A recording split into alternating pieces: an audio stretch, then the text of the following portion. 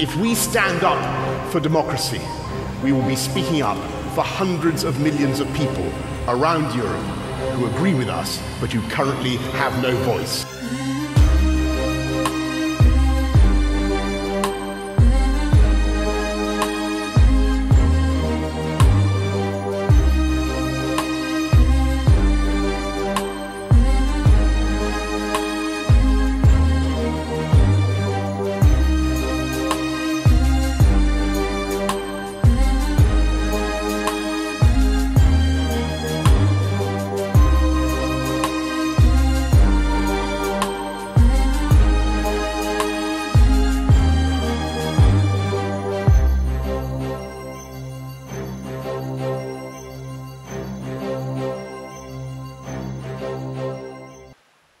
Don't things change quickly?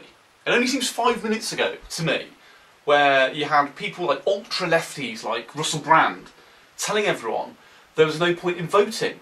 Be asked to vote. Why should we be asked to listen to your political point of view? You don't have to listen to my political point of view, but it's not that I'm not voting out of apathy. I'm not voting out of absolute indifference and weariness and exhaustion from the lies, treachery, deceit of the political class that has been going on. Because I come from the kind of social conditions that are exacerbated by an indifferent system that really just administrates for large corporations and ignores the population that it was voted in to serve. You're blaming the political class of the fact you had a drug problem? Do you remember that? Do you remember that? This sort of mindset where they're like, oh, you know, the corporations run everything, and we've got these globalist powers who use the media to manufacture consent, to make everybody go along with what they want. And, yeah, we were serfs, we were controlled by, you know, the powers that be. And what happened? The people on the right kind of thought, hang on a minute, these guys got a point here. And because we're kind of like a get up and go kind of, you know, mindset where we don't try and just sort of hold our hands up and go, oh, there's no point doing anything. We thought, oh, we'll have a go at this, sorting this out. 5 minutes later, the United Kingdom's left the European Union, and Donald Trump is President of the United States. Do we get a word of thanks from these leftists, from people like Russell Brand or all these other people? Do any of them say, yeah, thanks guys, this was a real problem, but you've now given power back to the people? That, you know, we've kind of stuck two fingers up at these sort of these globalist corporations who control the world, and yeah, we've got a bit of freedom back. No, they don't, do they? Not a word of it. You know, not a word of it. We've got them, you know, rioting over Donald Trump's election. We had them marching because of Brexit and saying, you know, not in my name, and all this rubbish, just being useful idiots for these globalists. And yeah, they've just completely switched sides. It does smack of a lack of integrity to me. Because if I was a lefty, and I really genuinely believed there was a problem with these globalist powers controlling everything, and someone came along and sorted it out, albeit with governance which was, yeah, right wing, but not, you know, my taste, I would think, well, fair enough. Yeah, I'm not so keen on the sort of political atmosphere we've got right now, but at least we do now have our freedom. So come the next election, we'll work hard and we'll throw out the people I don't like and we'll vote in the people that we do, but regardless, we're now free. But no, they don't. Like I said, they've just become useful idiots across the board. And not even seeing the harm that was caused. In the European Union, you would have seen in the intro, the rioting. That was in Greece.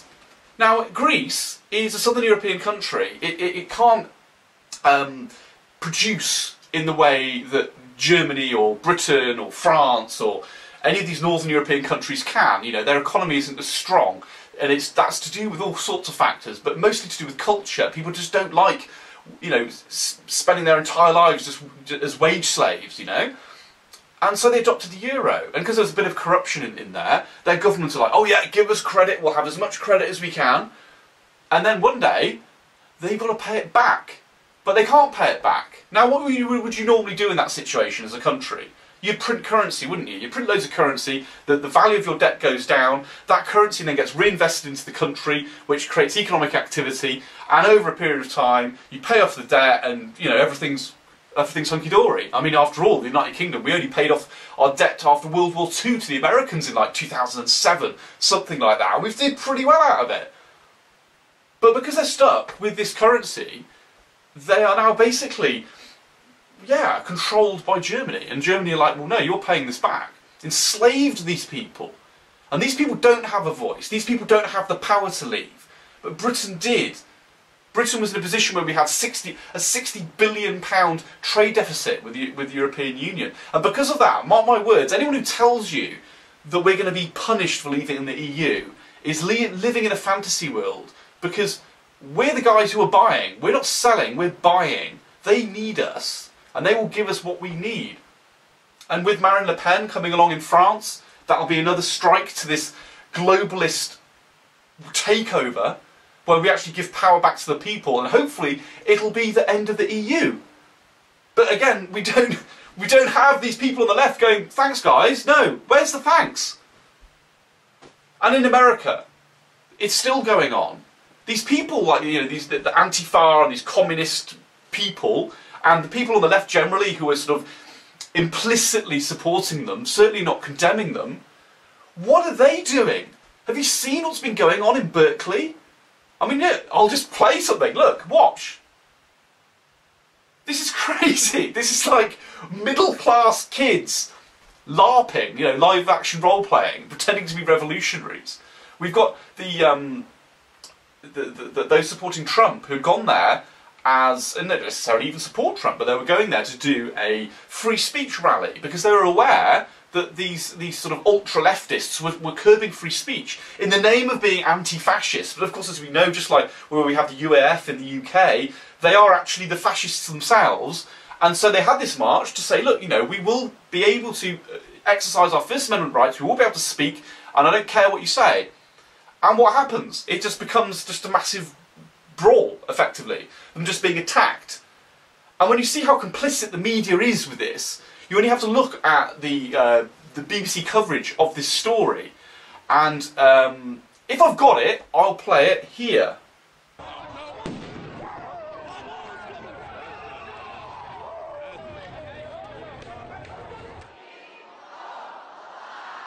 Say it again. Pay your taxes. Transparency. One set of rules. But the chances are it probably won't, because they've probably taken it down by now, I would have thought, because everybody was just saying this is fake news. And it was fake news, because the BBC not only tried to spin what was going on in the battle for Berkeley, they actually said that there was a rally by leftists who wanted Donald Trump to show his tax returns, and that Trump supporters came along and attacked them. That is literally what they said. As where there was no such rally for Donald Trump's tax returns. That was a completely different city. What there was a free speech march, and typically being attacked by these so-called anti-fascists. What's happening to the world? You know, it's going crazy. These people who said they stood up for the working man, for the poor and the impoverished, are now effectively just useful idiots, the globalists. Why? You know, we have the thing with like the Labour Party in the UK. Jeremy Corbyn has become this sort of cult leader, as it were.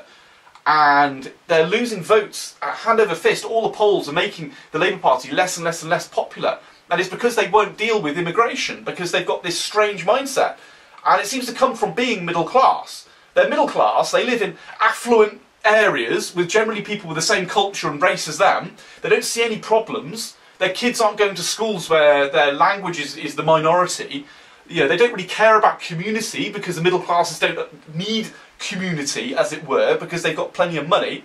Meanwhile, those working class people are losing jobs, they're losing the sort of wages that they're getting for the jobs that they can get. Their kids are going to school where they are in a minority in terms of their culture.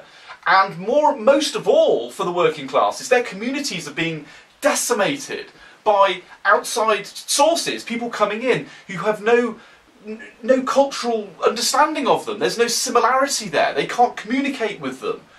And when you're poor, having a community is really important.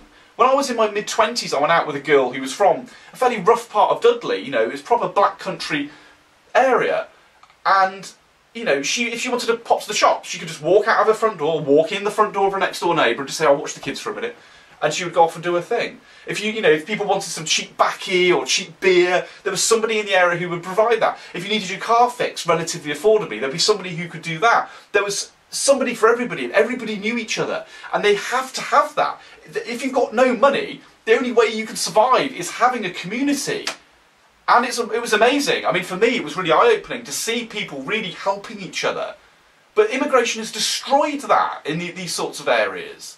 And yet we see these people who are supposed to be on their side, they don't give a toss. Their true colours come out.